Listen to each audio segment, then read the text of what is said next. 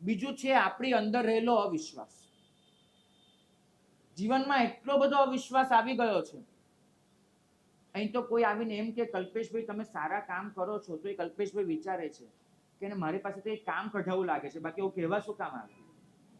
અહીંયા કોઈ આપણા વખાણ કરે તો પણ આપણને ડર લાગે છે કે કશું પડાવી નહીં જવું હોય ને, કશું લઈ નહીં જવું હોય ને, હળવા નિરામય આપણે રહી જ નથી શકતા. અને ઇવન ત્યાં સુધી કે ઊંઘમાં પણ આપણને નિરાશ નથી હોતી. આપણી ઊંઘ પણ એટલી છટપટ વાળી હોય છે. ક્યારેક એક કામ કરવા જેવું છે, ઘરે આવી રીતે કેમેરો લગાડી દેજો અને તમે ઊંઘતા હો 6 કલાક એનું ખાલી રેકોર્ડિંગ કરાવજો અને પછી ક્યારેક એક શાંતિથી ક્લિપ જોજો. તમને દેખાશે ઊંઘમાં કેટલા દાંત કચકચાવે આમ જોર જોરથી. ઊંઘમાં ચહેરા પર આમ ચીડ, અકળામણ, એની કેટલી રેખાઓ દોરાઈ જાય. ઊંઘમાં તો ખરેખર માણસ એકદમ માસૂમ અને નિર્દોષ થઈ જવો જોઈએ. કેમ કે ઊંઘ એ તો તમને પાછા બાળક બનાવી દે, દુનિયાની બધી જ પડોજનમાંથી છોડાવીને. પણ આપણી ઊંઘમાં પણ જોજો ચહેરા પર કેટલી જાત જાતની ચિત્ર વિચિત્ર રેખાઓ અંકાયેલી હોય. ઊંઘમાં પણ જો આંખ સહેજ ખુલ્લી રાખવાની ટેવ હોય તો દેખાય કીકી ગોળ ગોળ ફરતી હોય.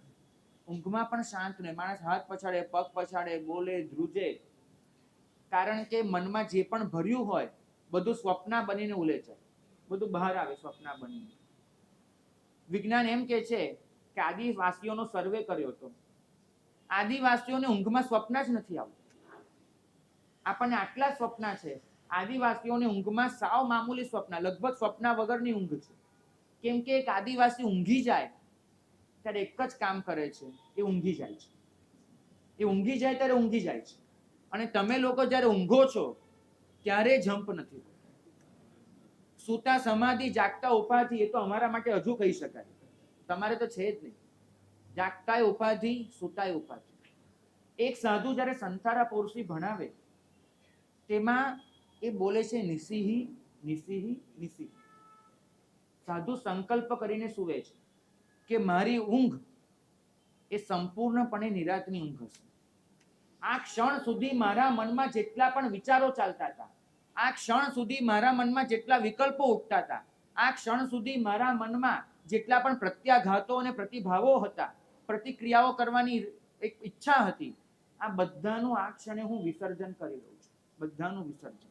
અને એ વિસર્જન કરીને સંપૂર્ણપણે હું ઊંઘી જઉં છું.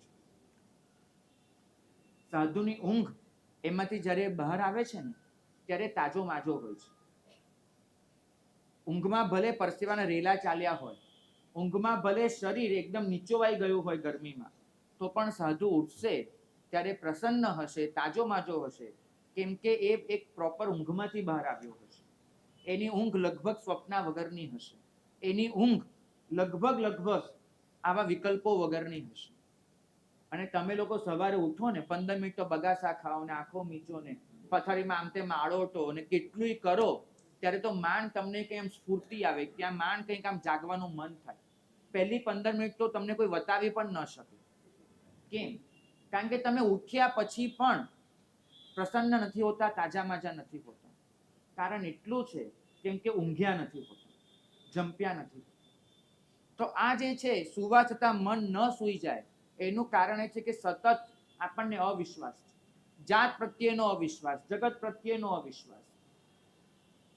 ડર જગતનો રાખજો, વિશ્વાસ જાતનો કરજો. તમને જગત વિશ્વાસ નહીં આપી શકે. જગત તો ડરનું સાધન છે, ડરાયા જ કરશે તમને. બેમાંથી એકના ભરોસે જ જગતના ડરને જીતી શકાય છે. કાં તો જાતના ભરોસે જીતી શકાય, કાં જગન્નાથના ભરોસે જીતી શકાય. જગતના ભરોસે જે ડરને જીતવા નીકળ્યા છે બધા હાર્યા છે. અને આપણે હંમેશા આપણા ડરનું મારણ જગતમાં શોધ્યું છે.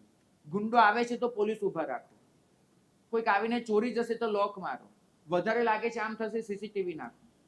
કરવું જોઈએ, સિક્યોરિટીના ખ્યાલ રાખવા જોઈએ. પણ જે ફફડાટ છે એના મૂળમાં છે કે જગત ડરાવે છે ને એ જગત પાસેથી તમે ડરનું મારણ શોધવા નીકળો છો. જગત તો તમારી જાત પરનો ભરોસો ખલાસ કરાવશે. ભરોસો જાત પર રાખો, ન રાખો તો જગન્નાથ પર રાખો. બેમાંથી એકના ભરોસે તમે જગતના ડરને જીતી શકશો.